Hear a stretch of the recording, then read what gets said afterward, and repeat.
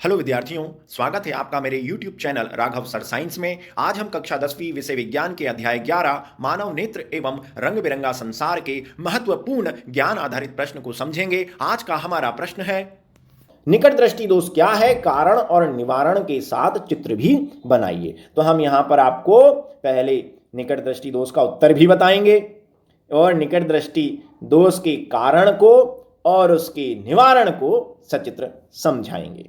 तो लेकिन बहुत अच्छे से आपको समझ में आए इसलिए हम एक एनिमेटेड वीडियो आपके लिए लाए हैं। चलिए देखते हैं निकट दृष्टि दोष का एनिमेटेड वीडियो।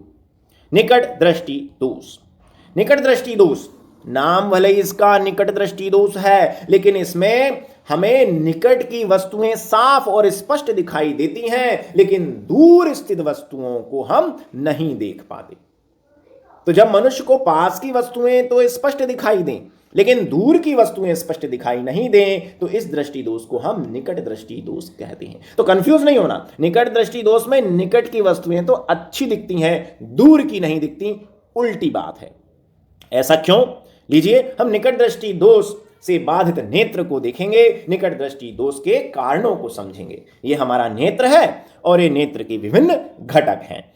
इस दोष के होने के पीछे का पहला कारण है नेत्र लेंस का मोटा हो जाना तथा उसकी फोकस दूरी का घट जाना। आप देखिए यहां पर आंखों के अंदर जो नेत्र लेंस है ये सिकुड़कर मोटा हो गया है और इसकी फोकस दूरी कम हो गई है। लेंस मोटा होता है ना, तो फोकस दूरी कम हो जाती है। ये फोकस दूरी कम हो गई। ये लीजिए फोकस कहां आ गया? रेटिना के आगे आ गया। अब आप सभी जानते हैं कि जो किरणें हैं वो फोकस पर ही मिलती हैं। दूर से आने वाली समानांतर किरणें उत्तल लेंस से अपवर्तन के बाद फोकस पर मिलती हैं। अनंत पर स्थित वस्तु का प्रतिबिंब फोकस पर बनता है, लेकिन अभी नेत्र लेंस मोटा हो गया, उसकी फोकस दूरी कम हो गई, फोकस रेटिना के आगे या लेंस के निकट आ गया। चलिए आगे देखते हैं आगे क्या होगा। दूसरा कारण क्या हो सकता है? नेत्र गोलक का फैल जाना, या हमारी आंख फैल जाए, आंख बड़ी हो जाए। नेत्र गोलक का फैल जाना तथा नेत्र लेंस व रेटिना के बीच की दूरी का बढ़ जाना। अर्थात पहले ये जो रेटिना थी ये यहां पे थी, लेकिन अब हमारा जो नेत्र गोलक है वो बड़ा हो गया, नेत्र गोलक बड़ा हो गया, फैल गया, तो ये रेटिना भी कहां चली गई? पीछे चली गई, अर्थात लेंस से इसकी दूरी बढ़ गई। ये दोनों में से कोई सी भी स्थिति हो सकती है, या तो लेंस मोटा हो जाए या नेत्र गोलक फैल जाए। इन दोनों ही स्थितियों में दूर या अनंत से स्थित वस्तु से आने वाली समानांतर किरणें, अब देखिए उत्तल लेंस से अपवर्तन के बाद, नेत्र लेंस से अपवर्तन के बाद कहां मिल रही हैं? रेटिना पर ना मिलते हुए रेटिना के आगे या लेंस के निकट मिल रही हैं। तो प्रतिबिंब कहां बन गया? प्रतिबिंब बन गया लेंस के निकट या रेटिना के आगे। चूंकि यहां प्रतिबिंब लेंस के निकट बन रहा है इसलिए इसका नाम पड़ा है निकट दृष्टि दोष, और चूंकि यह प्रतिबिंब रेटिना पर नहीं बन रहा है इसलिए हमें दूर स्थित वस्तु दिखाई नहीं देगी। ये लीजिए, यह है आपका कारण को दिखाने वाला चित्र जो आपको बना के आना है, और ये दो कारण लिखकर आना है। अब समाधान की ओर चलते हैं। इसका समाधान कैसे होगा? ये किरणें देखिए पहले ही मिल गई, अगर हम इन किरणों को थोड़ा सा फैला दें, दूर दूर कर दें, तो ये किरणें रेटिना पर मिल जाएंगी, रेटिना पर प्रतिबिंब बनेगा और आपको दूर की वस्तु दिखाई देगी। तो हमें अब इस दूर स्थित वस्तु से आने वाली किरणों को फैलाना है। फैलाने का काम कौन करेगा? चलिए बढ़ते हैं आगे। अब हम देखते हैं निकट दृष्टि दोष का निवारण या समाधान। ये हमारा नेत्र और ये उसके घटक, ये दूर स्थित वस्तु। अब हमने चश्मा लगा लिया अवतल या अपसारी लेंस का। अवतल लेंस क्या करेगा?